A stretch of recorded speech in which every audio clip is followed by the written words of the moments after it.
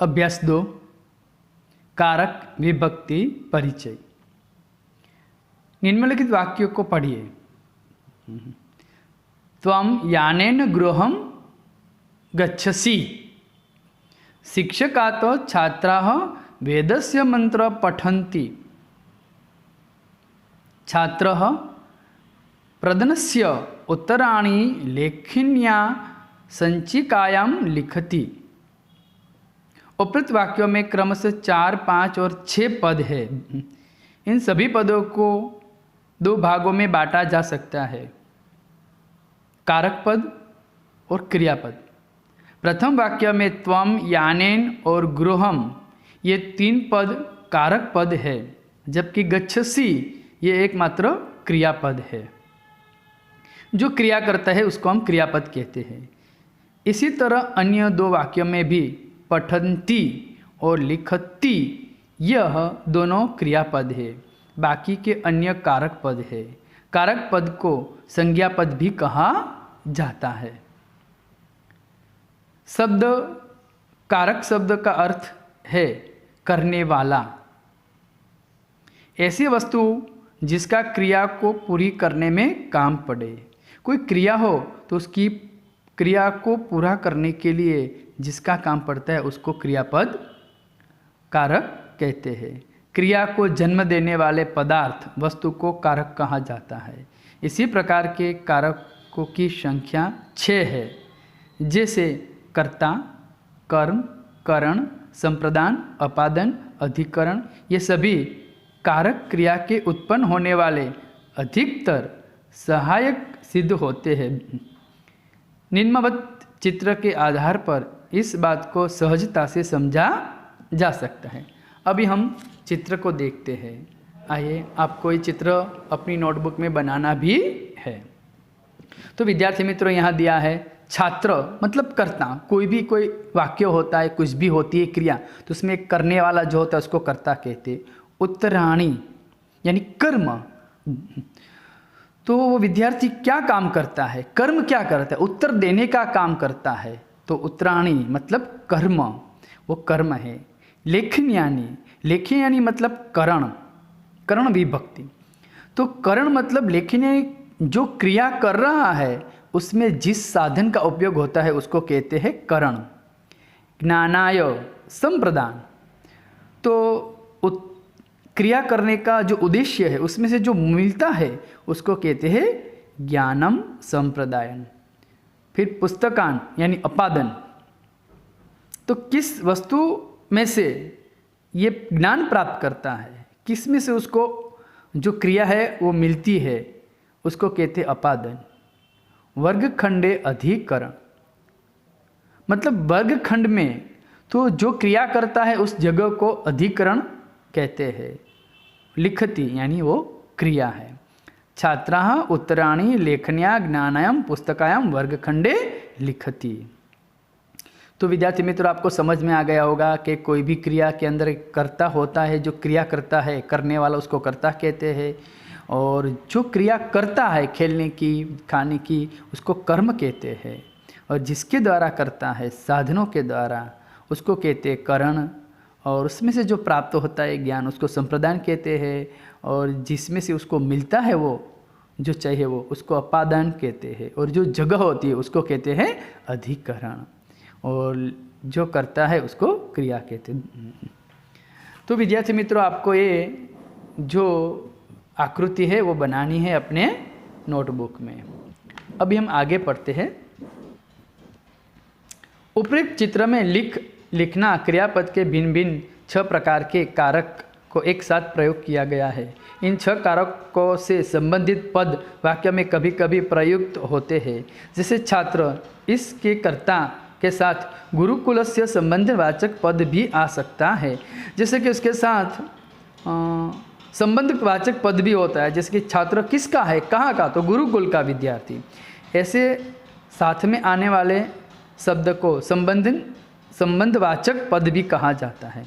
इसी प्रकार के उत्तराणी कर्म के साथ प्रसन्नस्य, लेखन्या करण के साथ काष्ठस्य, मतलब उत्तर किसका देता है, प्रश्न का, लिखता है वो लेखनी यानी जो कलम है वो किसकी है, लकड़ी की। तो ऐसे जो शब्द है उसको संबंध सूचक शब्द या पद कहाँ प्रयोग की भी किया जा सकता है। इसी प्रकार के अन्य कारकों के संदर्भ में भी समझने चाहिए। नीचे के चित्र के आधार पर इस बात को आप सहजता से समझ जा सकते हो। अब हम ये आकृति के द्वारा संबंध सूचक पद का जो प्रयोग किया गया है उसको हम समझते हैं। छात्र यानी कर्ता, किसका छात्र, कौन है, तो गुरुकुलस्य यानी गुरुकुल का। उत्तराणी कर्म करता है, क्या कर्म करता है, तो प्रश्न का उत्तर देने का। और लेखिन्या तो जो साधन है वो किस वस्तु का बना हुआ है, तो यहाँ दिया है काष्ठस्य। और फिर कहा है ज्ञानम संप्रदाय, किस विषय के बारे में वो ज्ञान प्राप्त कर रहा है, संस्कृतस्य यानी संस्कृत का। पुस्तकान अपादय, पुस्तक किसका है, खुद का या दूसरे का, मित्र का। वर्गखंडे अधिकरण, अपने वर्ग में बैठा या दूसरे के वर्ग में, यानी तस्य यानी खुद के वर्ग में। तो इसी तरह ये जो है कारक उसके साथ संबंध सूचक पद का भी प्रयोग किया जाता है। अतः संस्कृत भाषा में सरल से सरल वाक्य की रचना इसी प्रकार हो सकती है। उपयुक्त सभी पदों को योग्य क्रम में लिखे तो वाक्यों को इस प्रकार बनेगा। गुरुकुलस्य छात्र, काष्ठस्य लेखन्या, संस्कृतस्य ज्ञानाय, मित्रस्य पुस्तकात् तस्य, वर्गखंडे प्रश्न नाम उत्तराणि लिखिति। यानी इसका अनुवाद होगा गुरुकुल का छात्र लकड़ी की लेखनी यानी कलम से संस्कृत भाषा के ज्ञान के लिए मित्र के पुस्तक में से अपनी कक्षा में बैठकर प्रश्न के उत्तर लिख रहा है। संपूर्ण वाक्य में भिन्न भिन्न प्रकार के 6 कारक और उन सभी कारकों के साथ एक एक संबंधवाचक पद का भी उपयोग किया गया है। तो विद्यार्थी मित्रों, पहले ही मैंने आपको बताया कि इसमें जो कारक है, कोई भी वाक्य के अंदर जो क्रिया होती है वो क्रियापद, उसके अलावा जो भी होता है उसको हम कारक कहते हैं। और कारक के साथ संबंध सूचक पद भी जोड़ा जाता है। तो हमने यहाँ इसका प्रयोग भी देखा। तदुपरांत वाक्य में संबोधन पद का भी प्रयोग किया होता है। जैसे है गुरुकुलस्य छात्र, उत्तराणि लिखिति। किसी व्यक्ति को अपनी ओर अभिमुख कराने के लिए जिस पद का उपयोग किया जाता है उसे संबोधन पद कहा जाता है। संबोधन पद के रूप में प्रथमा विभक्ति के रूपों के अनुरूप होते हैं, मात्र एक वचन का रूप थोड़ा भिन्न होता है, यानी अलग होता है एक वचन का। यहाँ आप देख सकते हैं कि उपयुक्त वाक्य में कर्ता इत्यादि कारक से कहने के लिए मूल संज्ञा पद के साथ हिंदी भाषा में प्रयुक्त होता है। ठीक उसी तरह संस्कृत भाषा में भी होता है। कुछ अन्य ध्वनि का भी प्रयोग किया गया है। यथा छात्र, तो कोष्टक के अंदर छात्र प्लस ह विसर्ग, उत्तराणी उत्तर प्लस आणी इत्यादि, ये जो अतिरिक्त ध्वनि का उपयोग किया जाता है उन्हें विभक्ति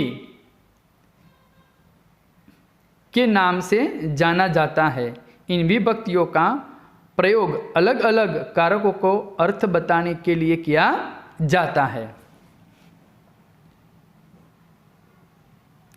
हिंदी भाषा में जिस कारक का अर्थ बताने के लिए जिस विभक्ति प्रत्ययों का उपयोग किया जाता है उसकी समझ निम्नवत कोष्टक के आधार पर प्राप्त कीजिए। इसी कोष्टक के आधार पर संस्कृत भाषा के कारक तथा विभक्ति प्रत्ययों को समझा जा सकता है। विभक्ति, कारक और उसके लिए हिंदी भाषा में उपयोग किए जाने वाले प्रत्यय। विभक्ति प्रथमा, द्वितीया, तृतीया, चतुर्थी, पंचमी, षष्ठी, सप्तमी, संबोधन। अब प्रथम विभक्ति का कारक है कर्ता। तो जो भी वाक्य के अंदर कर्ता होता है, कोई काम करने वाला या करने वाला व्यक्ति, उसको हम प्रथमा विभक्ति कहते हैं। जिसका हिंदी भाषा में उपयोग किए जाने वाले प्रत्यय सुनिए, यानी ने, इसने किया यह काम। और द्वितीया विभक्ति, तो वो कर्म यानी जो कर्म जो काम कर रहा है, हाँ, और उसका हिंदी में उपयोग होने वाला प्रत्यय है को। तृतीया विभक्ति है करण से। चतुर्थी संप्रदान के लिए।